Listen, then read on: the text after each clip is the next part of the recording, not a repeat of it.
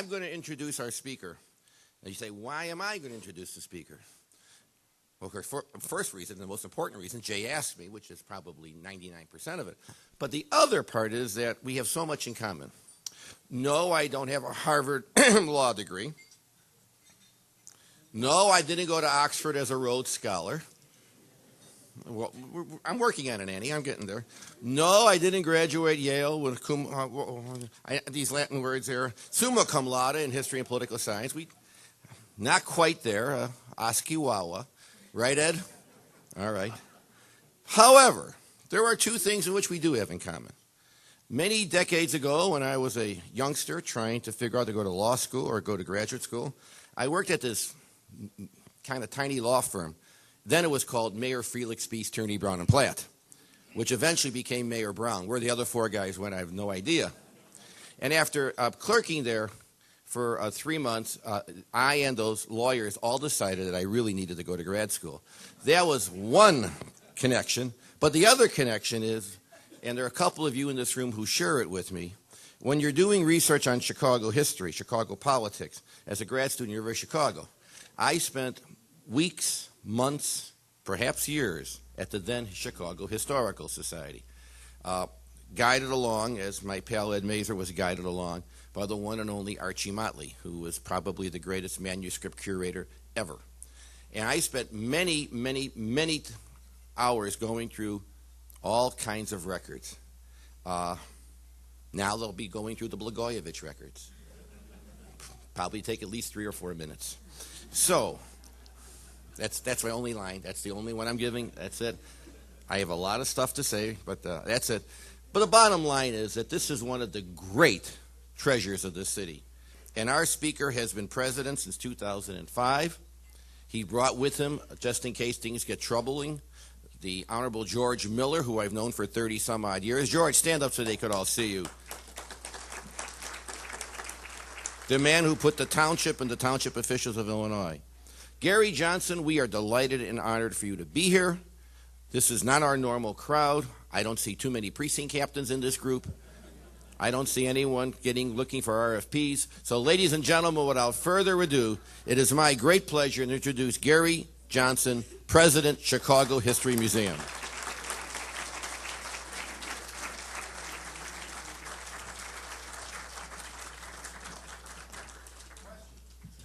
Thanks, Paul. Thanks, Jay. The only thing that alarmed me was when I heard there are questions, because I know that my former partners from Jones Day are going to be the ones asking the questions. But I'm relieved to know that my staff colleagues, led by our chief historian, Russell Lewis, are present to help me answer them if I'm in trouble. So many people in the room here who I know, thank you so much for coming. Well, we're here to talk about Chicago's own Abe Lincoln. And if that sounds like an Irv Kupcinet kind of title, you're right. You remember he defined almost anyone who changed planes at O'Hare Chicago's own. But in the case of Abe Lincoln, what I want you to come away with is the idea that Chicago has always had a very special relationship with Abe Lincoln. It's a relationship that continues and has a great future. And that is our title. And the reason why I'm here today is I asked Jay, can you give me a day to appear as close to Lincoln's 200th birthday as possible? So February 12th is approaching, and that is the actual Lincoln's bicentennial. So we're about to celebrate it. And if you look all over town, there are signs of people who are very, very much engaged in Lincoln. We convene a meeting at our own museum with Russell Lewis as the chair, and the room is filled with organizations who are dedicated to Lincoln. The current president of the Chicago Bar Association, who's in this room, Judge Kenneth Wright, has made it his theme as president of the Bar Association this year. They brought Richard Norton Smith to our museum to celebrate Lincoln, hear about him. Ravinia has gotten in on the act. That's Bill T. Jones, who's been commissioned to do a dance piece in honor of Lincoln at our museum, getting inspiration from Lincoln's deathbed present in our museum. All kinds of things are happening. On the actual birthday, there will be the simultaneous reading of the Gettysburg Address throughout the state. And organizations are involved in it, such as the Department of Historic Preservation, the State Board of Education, and our museum. Look for news on that, the simultaneous reading of the Gettysburg Address here in Illinois. Exhibitions. Well, we're going to have an online exhibition with the Newberry Library and our museum to get their collection and our collection online. It launches February 12th. There's going to be a big program, symposium from the Seventh Circuit Bar Association. We're helping out February 6th on Lincoln's law career. Look for an announcement, a big announcement from the Chicago Public Library on the subject of Lincoln. So the signs are everywhere here in Chicago that Lincoln is very important to us and always has been. And when we talk about the signs, I think there's nothing more meaningful than President Obama. That is a picture of the Bible that he took his oath of office on, the same one that was used by Lincoln.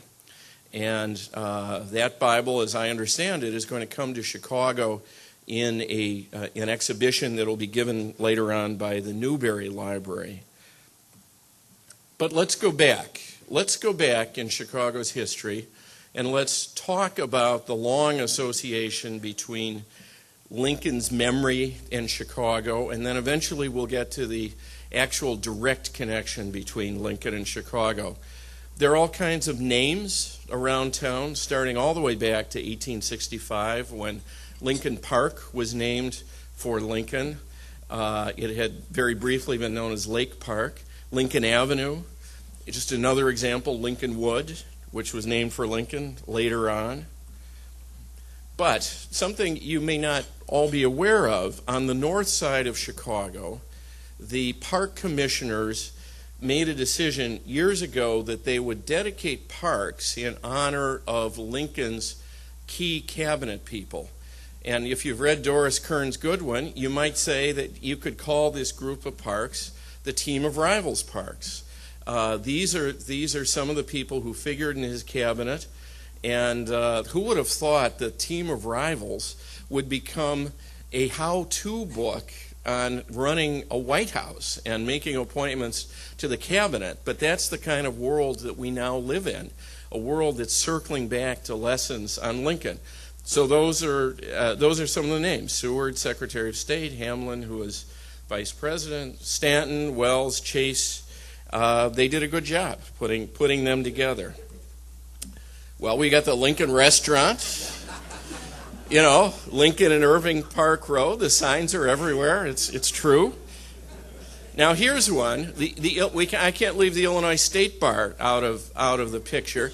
They have signs up all over the state using Lincoln's image and Lincoln's name as a way to drive traffic to their site to be referred to Illinois State Bar Association lawyers. And what better name to use for that purpose than Lincoln? This one happens to be on Broadway, right on my way to work every morning. How many Lincoln schools do you think there are in the metropolitan Chicago area? How many? This is Price is Right time. Okay, let's hear 70. Higher. 35. You're close. The number is 34. 34, and that's the Lincoln School, the junior high that my wife and I went to in Park Ridge. But there are 33 others out there. So you can tell we've been in this Lincoln business a long time here in Chicago.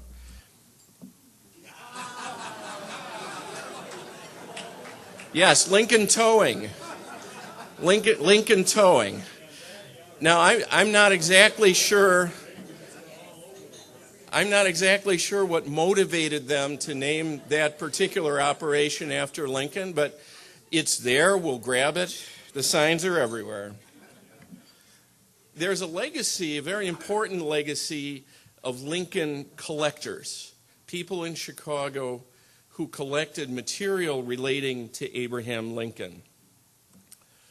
Governor Henry Horner was a very, very active collector of Lincoln material. There's a picture of him with some of his Lincoln collection that's from the recent biography of Henry Horner that appeared.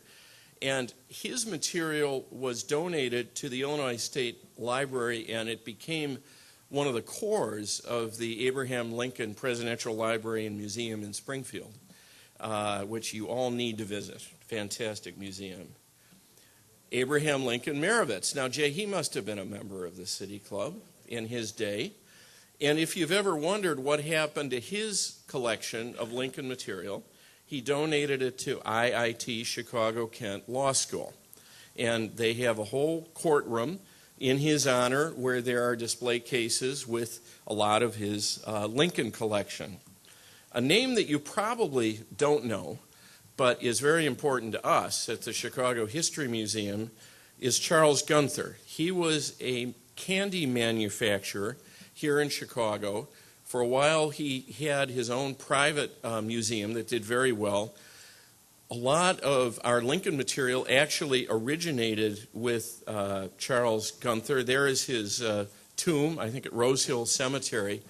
So he gathered a lot of the material that is the core of our collection, and we have one of the strongest Lincoln collections in the country.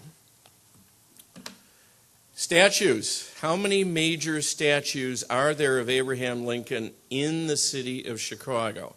It's Price is Right time again. No, not 100. No, major statues. 19. Okay, you're way too. 6. 6 is a lot, though. 6 is a lot. Six big statues of Lincoln. There are probably others as well. So let's go through them. See if we know them all. Lincoln Park, one of the most famous statues of Lincoln anywhere, the so-called Standing Lincoln. Augustus St. Gaudens, 1887, right behind the Chicago History Museum. There's a picture of that statue that recently emerged. There's a book out called The Chicagoan, which is about the magazine that was in the style of the New Yorker that appeared in Chicago in the 20s and 30s and has been rediscovered by historian Neil Harris. Lovely photos around Chicago from the 20s and 30s. This is one of my favorites. It's of that Lincoln, the Standing Lincoln. Garfield Park, the rail splitter, 1905. Oakwoods. How many of you have been to Oakwood Cemetery and have seen the Lincoln statue? Usually when you think of Oakwoods, you think of Harold Washington, or you think of the Confederate War Memorial, but this one is there also, Oakwood Cemetery. Grant Park, the Sitting Lincoln, St. Gaudens again, 1909.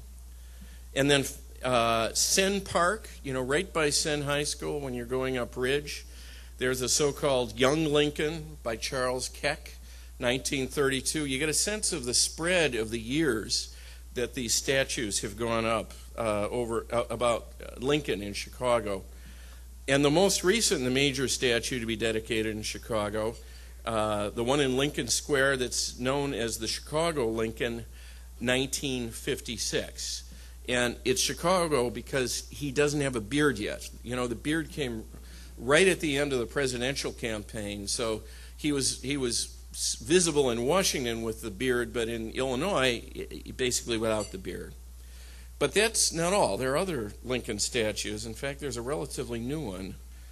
How many people know where that one is? Now, my table doesn't count. You know about that. I'm going to give you a clue. It's in a suburb, and right down the street from where this statue is located, you can see this. Yes. This is what I call the Niles Lincoln. This is the Niles Lincoln. It's a bench. You have to go out there in good weather, though. I think they pull it in bad weather. It's on Touhy and Milwaukee. Right, you've got it. Touhy and Milwaukee, the Niles Lincoln. And, hey, what can you do with art and creativity when it's dedicated to a subject like Abraham Lincoln? Let's go back in time. Let's talk about Lincoln and his actual early years in Chicago. I count 24 confirmed visits of Abraham Lincoln to Chicago between 1847 and 1960. That's a lot. You know, in an era when you couldn't get on an airplane, 24 confirmed visits is a lot. It was a very important part of his life, visiting Chicago. He was first noticed in Chicago on his very first visit. It was July 1847. There was a major conference, if you will, held in Chicago called the River and Harbor Convention. It was part of a nationwide effort, especially spearheaded by the Whig Party, to get improvements in the United States, particularly river and harbor improvements. And Lincoln appeared as a young man.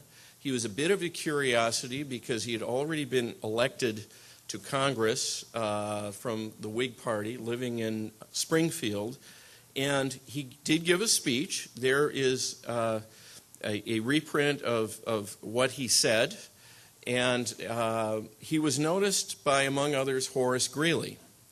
So this was his first contact with Chicago. And it was a contact that was not a random one. It was one that connected up with Lincoln's own interest in internal improvements, rivers and harbors, that eventually turned into his interest in railroads. Now, Stephen Douglas, of course, actually lived here. Stephen Douglas moved to Chicago in 1847. In 1849, and maybe other times too, Lincoln considered the possibility of moving to Chicago, but chose not to do it. So we think of Douglas in a way as a Chicagoan because he lived here for a number of years, left his mark on the city, of the land he owned, and so forth. But it was still a very important part of Lincoln's life. We think of Lincoln as circuit riding, as in this drawing, downstate, riding around on a horse, visiting small towns in central southern Illinois. But there was another aspect to Lincoln's circuit riding, and that was circuit riding to Chicago. He came here for legal business. He didn't come on a horse, but he came on the train. And here's a picture of the Alton Railroad that brought Lincoln to Chicago so many times. And I hope you all understand that when it comes to Lincoln's law practice, yes, there were widows and orphans, but there was also the Illinois Central. He was one of the most important lawyers in the state, and he represented corporate interests as well as individual interests. The town of Lincoln, Illinois, for example, was actually named for Lincoln before he was elected president. It was named for Lincoln because he had been the lawyer for the railroad that had brought the tracks through that town. And much like you go through suburbs and they've named streets after the developers' daughters and so forth, well, they named the town of Lincoln after the railroad's lawyer. He was an important corporate lawyer. Don't forget that. He was here in Chicago, at least 14 of those visits, for legal work. And there were regular federal court sessions in Chicago from 1848. So it's no coincidence that his period of coming here matched kind of a regular federal court session. It became part of Lincoln's year, being here in Chicago. Now let's talk about some of the things that he did in Chicago beside handling legal matters. 1848, very early in his connections with Chicago, but as I said, he had already been elected a member of Congress from the Whig Party. There was a Whig rally here in Chicago. He was asked to be one of the speakers. And then in 1850, when Zachary Taylor died, word came to Chicago. Lincoln happened to be here working on a very difficult, protracted legal case. He was asked to give the eulogy in Chicago for Zachary Taylor. Now, I find that very interesting. At that point in his life, when the President of the United States dies, they ask this out-of-towner in Chicago to give the eulogy. So it shows he was already making an impression in this city, not only as someone from Springfield, but as someone recognized here in Chicago. The answer he gave was interesting, though. He said, yes, he would like to give the eulogy, but he had to get through the trial first, thank you. And when the trial was over, then he gave the eulogy. And you can look it up in the various compendiums of Lincoln's works, and it's an actually very interesting speech that he gave on the death of Zachary Taylor. He gave another series of interesting speeches here in Chicago. He stayed at the Tremont House, which is on Lake Street. That was sort of his headquarters when he came to town, and a number of his friends were here and stayed there too. For example, December 10th, 1856, in a toast at the Tremont Hotel, he said this: "The true issue involved in this struggle between the Republican Party and its opponents is a struggle between those who would extend slavery on the one hand and those who would oppose its extension on the other." It was a very good summary of where things were at that moment, something he gave in an after-dinner speech here in Chicago, something that sort of crystallized his thinking. 1858, of course, was a very pivotal year. That was the year of the Lincoln-Douglas debates. And again, at the Tremont Hotel, there was a very very important exchange. Douglas gave a speech, and then Lincoln gave a speech in response. Not exactly a debate, but it was speech in response. So it was the same general idea. And it was a very important speech that Lincoln gave from the balcony of the Tremont Hotel. I've always hated slavery, I think as much as any abolitionist. I've always hated it, but I've always been quiet about it until this new era of the introduction of the Nebraska bill. And of course, that's the bill that allowed the possibility that slavery would extend to new states in violation of what had been the spirit of the Missouri Compromise. It was in Chicago in 1858, in July, that Lincoln wrote to Douglas to propose the very idea of debates. As I said, Chicago was not formally one of the debates, but the exchange had occurred at the Tremont Hotel, and that sort of got it started, and then the letter was written from Chicago to begin the series of debates that we all have learned so much about. He did some other things here in Chicago. The Metropolitan Hall, which was the northwest corner of LaSalle and Randolph, there's a photograph of it. That was a building where there were a number of functions, including the theater. It was documented that he took his wife to the theater at the Metropolitan Hall. It's also documented that in 1857 he appeared at a local political rally in the Metropolitan Hall. Long John Wentworth was one of the political figures on the podium.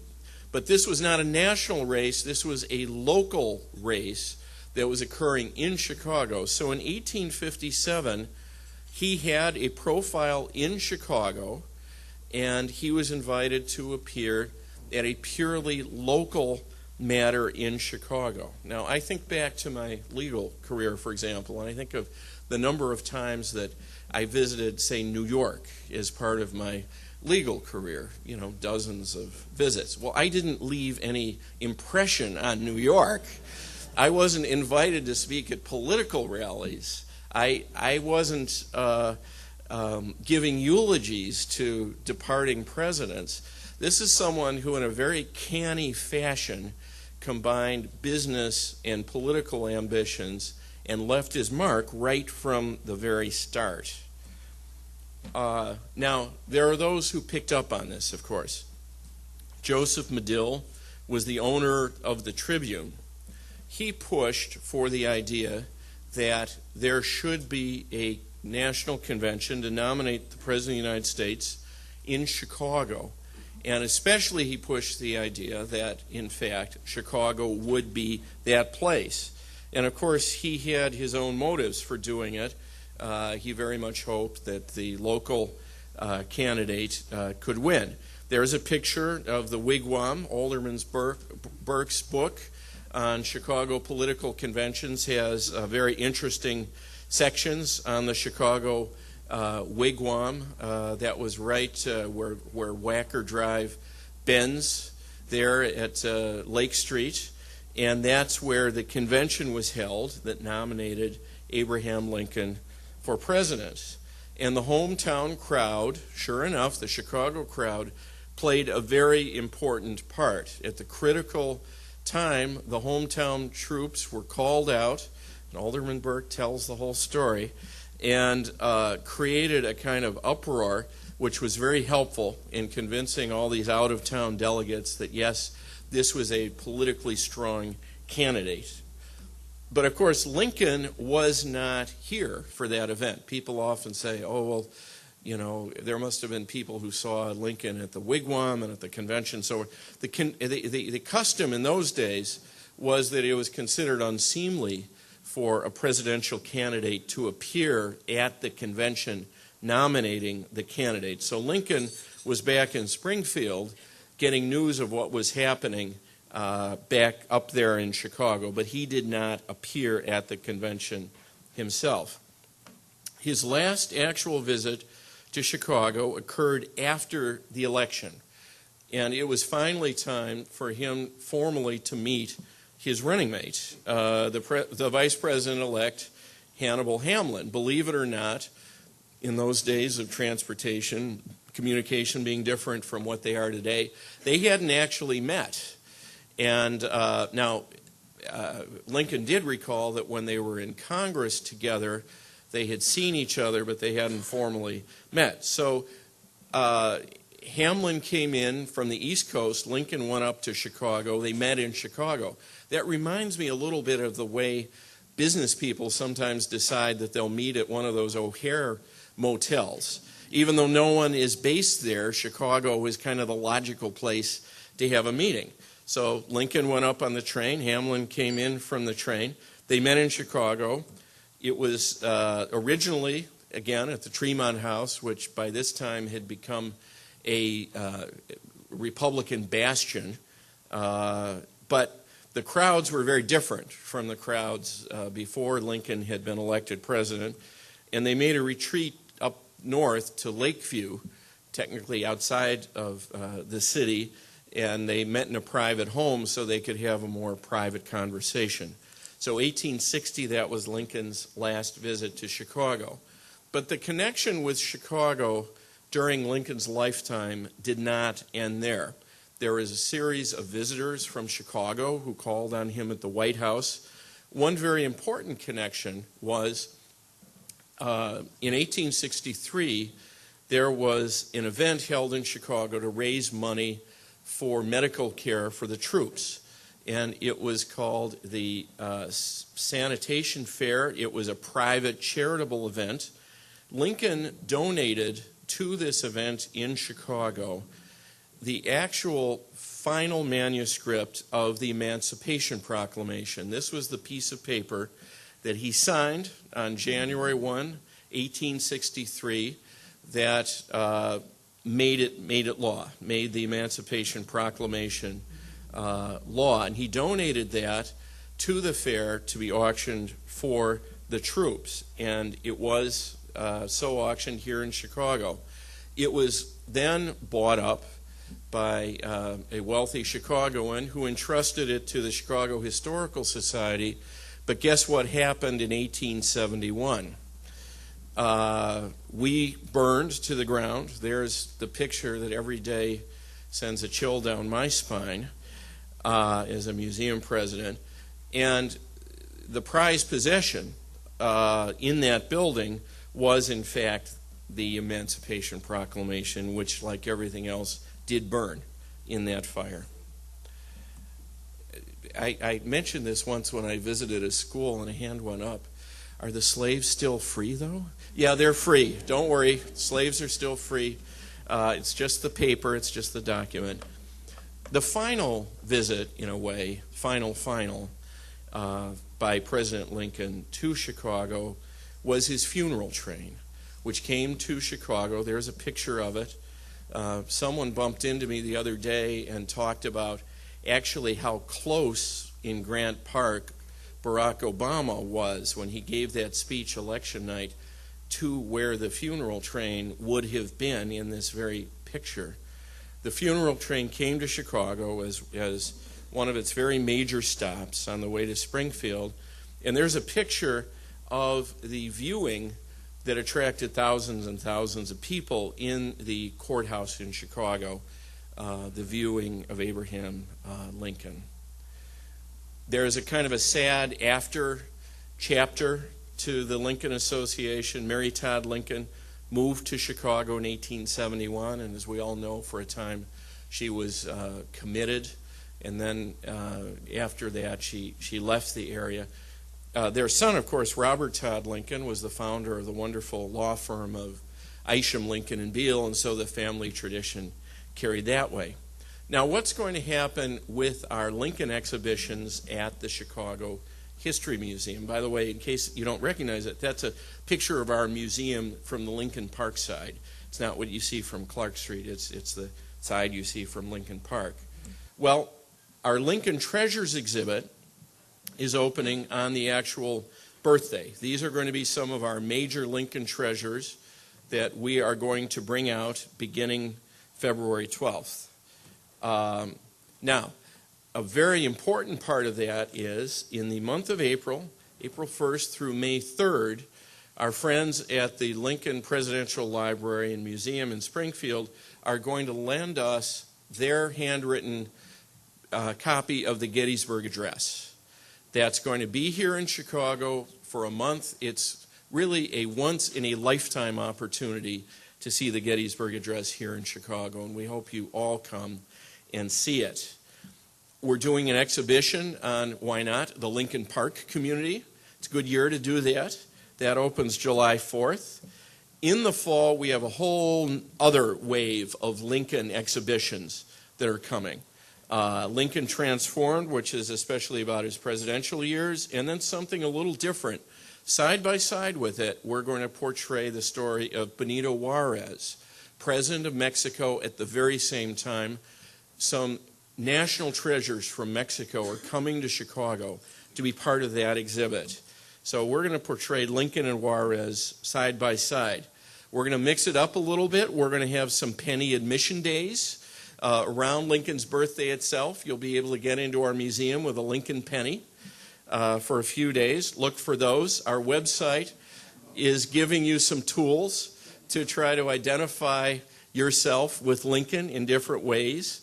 I don't know if we've had a copyright yet, but you can get Lincolnized on our website. It's part of our effort to help you think through what Lincoln means to you. You can grow beard if you'd like to. But I'd like to end on a serious note. I think that Lincoln, particularly Lincoln in Chicago, is always a mirror on what's going on in the times and in Chicago.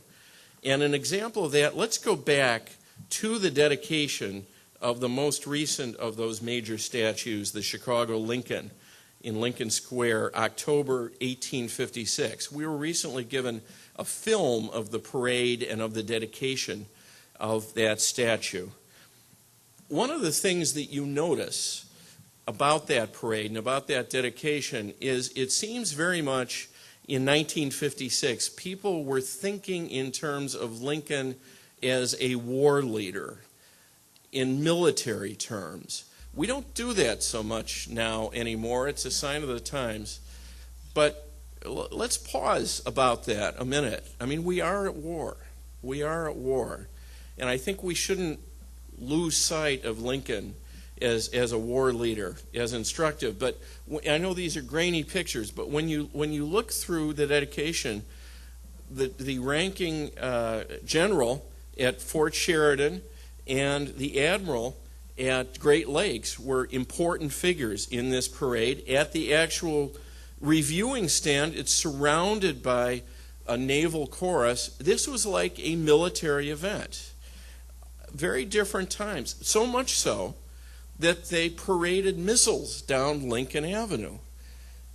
That was the Cold War. But don't forget this. In that time, the federal government was renting from the Chicago Park District for $1 a year 80 acres of Chicago Park District land for Nike missile installations. Very, very different time. There's the actual unveiling. Now, the statue doesn't have any of this kind of military aspect, but it was a very different time. So let's all ask ourselves, who is your Lincoln in 2009? Lincoln has always been very special in Chicago. It's a time for reflection. We'll give you the tools. Come to our website, come to our museum, come to the events given by other organizations. Who is your Lincoln? But the one thing I know is Lincoln has always been very, very special to Chicago, and I'm just proud that our museum is a part of that. Thank you.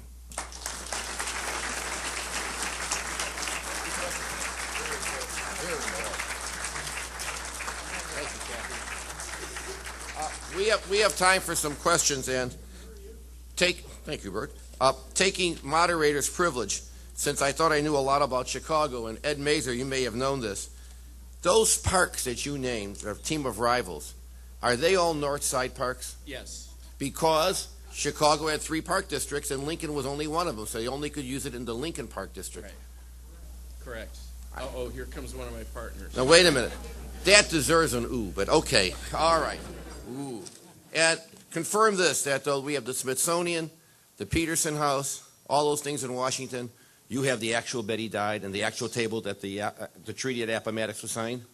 Yes. Why don't you tell them how we got that fairly and squarely?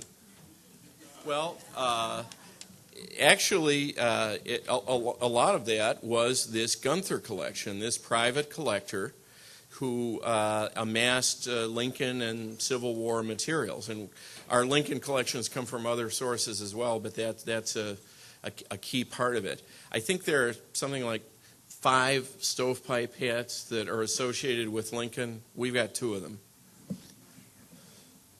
Sounds fair to me. Okay, here we go. Bob Reamer, where are you? There he is. How you doing, Bob? Bob Reamer, Edgewater Historical Society and Museum. Please describe how the Chicago History Museum can assist neighborhood historical societies and museums. Well, one thing we do from time to time is we hold a conference for local museums.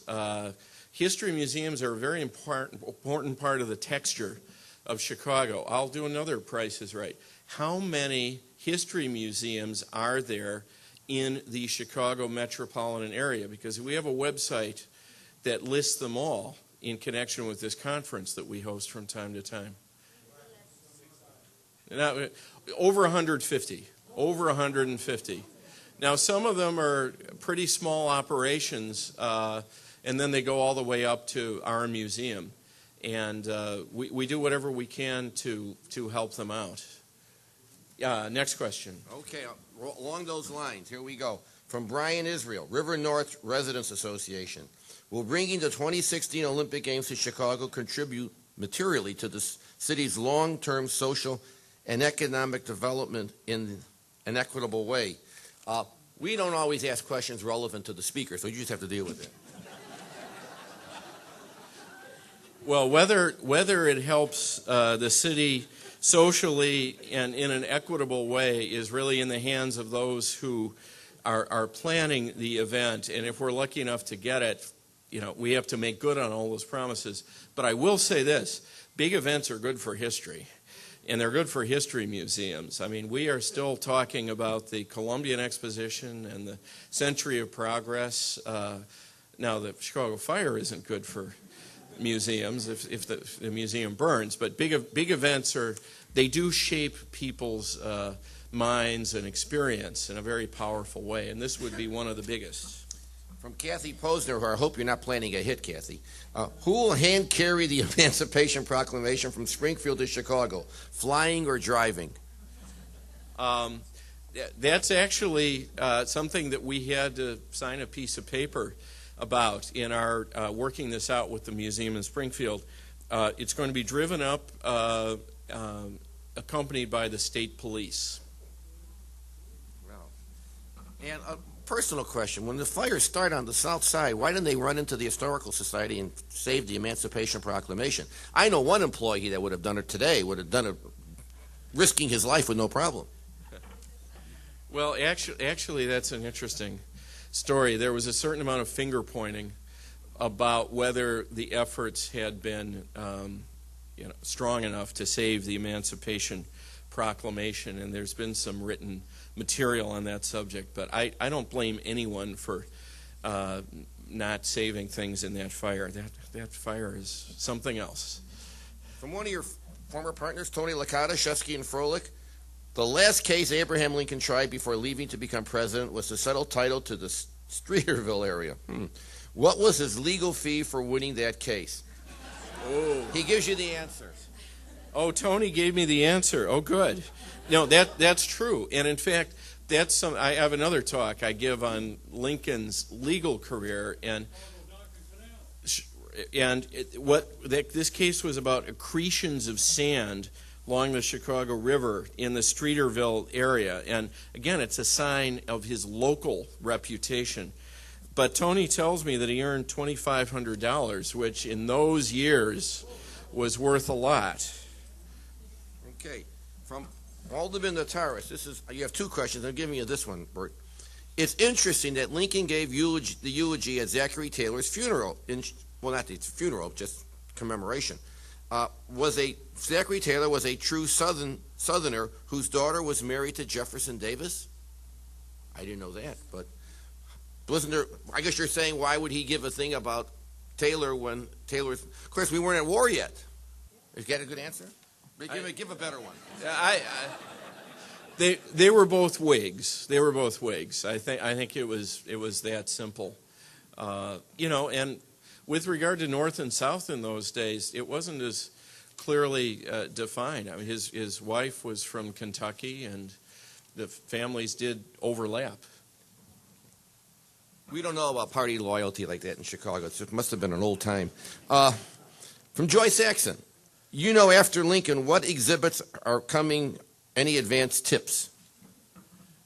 Good. Well, we are all things Lincoln this year, but we're several other important things this year, too.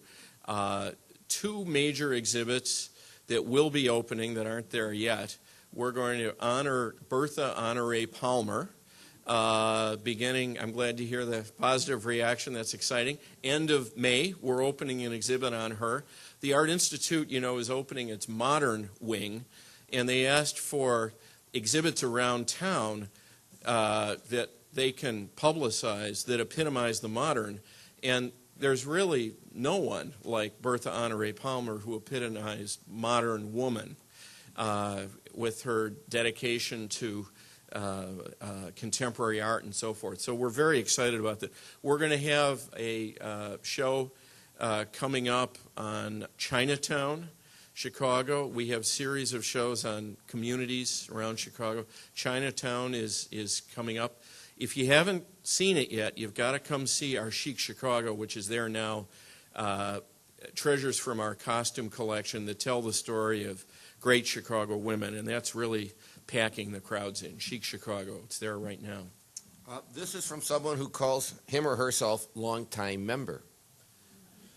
This is the City Club, Here we go. What is your opinion on the revisionist history of Lincoln currently going on, i.e. his position on slavery and his relationship with Booker T. Washington? Well, I think in general we can always learn a lot from revisionist history. In the case of Lincoln, I think a lot of people have learned that he took measured steps on his way to a full emancipation position. They weren't as fast as some others, including a circle of abolitionists here in Chicago. But no amount of revisionist theory can take away the fact that it was Lincoln as president who accomplished everything that he did. But I think we always have to keep our ears open and our minds open to different approaches to history. No question about that. Thank you. The last question. Robert Avery, where are you? We have a rule here, Robert. It's called legibility. So this is you broke the legibility rule. Why don't you? You wanted the comparison of Obama to Lincoln?